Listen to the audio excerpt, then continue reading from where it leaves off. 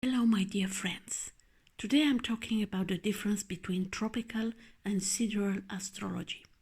Another issue related to the zodiacs, which is good to be clear from the beginning for anyone dealing with astrology, is the difference between tropical and sidereal zodiacs, or between astrological zodiacs and zodiacal constellations. Many confuse them, and thus the false dilemma arises from them. Why it's said that a man is born under a certain sign, although at his birth the sun is in a completely different zodiacal constellation. The confusion arises because the zodiac signs and constellations have identical names and thus are thought to be one and the same thing. The names of the zodiacs were indeed given after the 12 constellations on the ecliptic. That is, on that strip of the map of the sky in which the path of the planets of the solar system and of the sun and moon are inscribed, as seen from Earth. But while constellations represent fixed positions on the sky, given by the positions of the stars that make them up.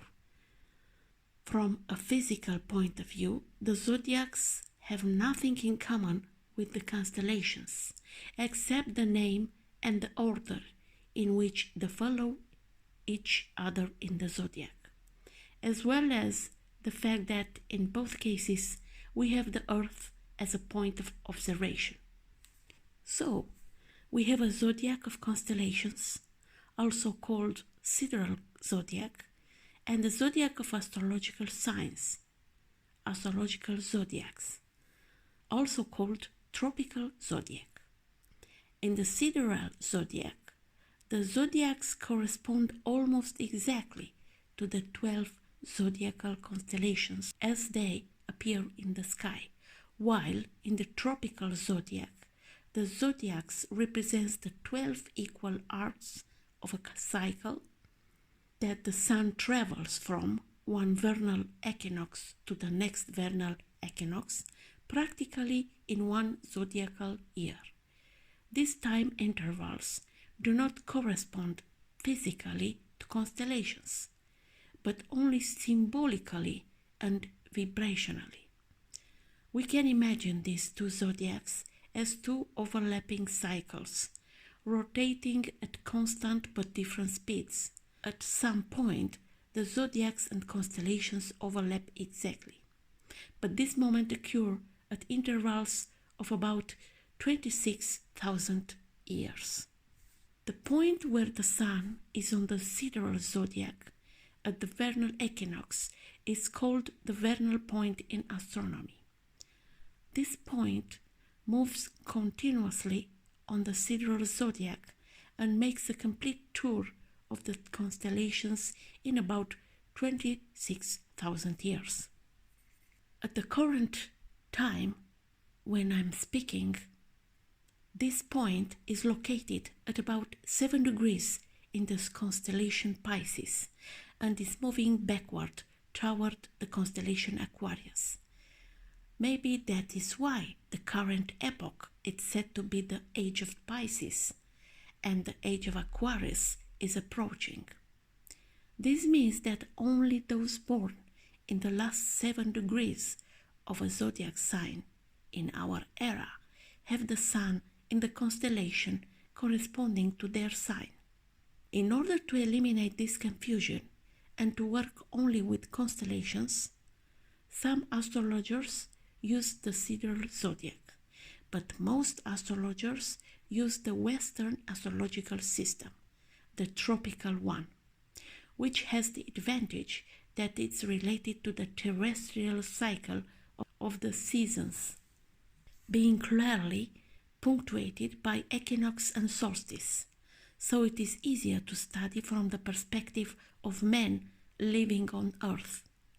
It is very likely that, in time, the importance given in astrology to the sidereal zodiac will increase. Until then, man is still working largely at the level of planetary and terrestrial consciousness. As a conclusion, it can be said that the tropical zodiac is a projection of the sideral zodiac onto the plane of terrestrial consciousness. Many ask the question, which is the best? My opinion is that both are equally functional, but the effectiveness of each depends on the point from which one approaches the problem. The best tool is always the one that best suits the intentions and approach of the user. So, sidereal traditions.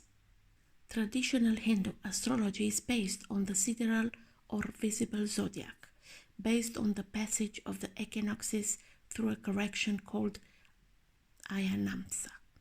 The difference between the Vedic and Western zodiacs is currently approximately 24 degrees. This corresponds to a separation of about 1,700 years, when the vernal equinox was approximately in the center of the constellation Aries.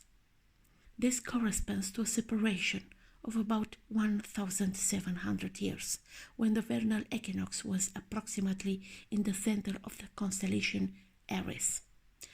The separation is thought to have occurred in the centuries after Ptolemy, apparently going back to the Indo-Greek transmission of the system. But early Greek astronomers, such as Eudoxus, spoke of a vernal equinox at 15 degrees in Aries, while later Greeks spoke of a vernal equinox at 8 degrees and then 0 degree in Aries, suggesting the use of sidereal zodiac in Greece before Ptolemy and Hipparchus. Some Western astrologers showed an interest in the sidereal system in the 20th century. Cyril Fagan considered the origin of the zodiac in 786 BC, when the vernal equinox was somewhere in the middle of Aries, based on a major conjunction that occurs in that year, corresponding to a difference of 39 degrees or days. Most sidereal astrologers simply divide the ecliptic into 12 equal 30-degree signs, but roughly aligned with the 12 zodiacal constellations. Assuming an origin of the system in 786 BC, this results in a system identical to that of the classical tropical zodiac, shifted by 25.5 days. For example, if Aries in tropical astrology is considered to begin on March 21st, sidereal Aries will begin on 15th of April, and so on. A small number of sidereal astrologers do not take astrological signs as an equal division of the ecliptic, but define signs based on the effective width of individual constellation. They also include constellations which are ignored by traditional zodiacs, but are still in contact with the ecliptic. Stephen Schmidt introduced Astrology 14 in 1970, a system with additional signs based on the constellations of Ficus and Cetus.